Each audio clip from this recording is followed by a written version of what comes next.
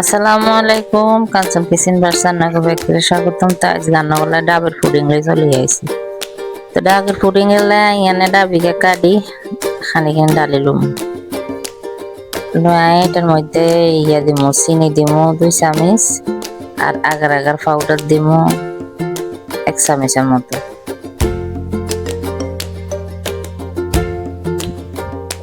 দিয়ে এটা চুলাত বয়ে দিমু। চুলাত বয়ে এটার মধ্যে ব্লক আইন পর্যন্ত লাড়ি চাড়ি জাল দিতে থাম।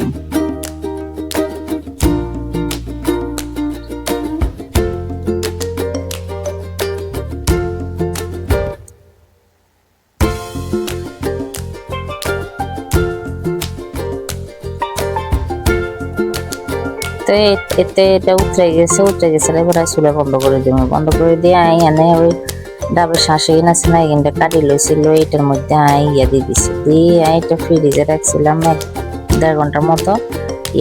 তখন দেখছি নাকি সুন্দর পুডিং জমে গেছে আয়ন। তো এরকম একবার বানায় খাইছেন, অনেক মজা। তো আজকের মতো বেকারে ধন্যবাদ, আল্লাহ হাফেজ।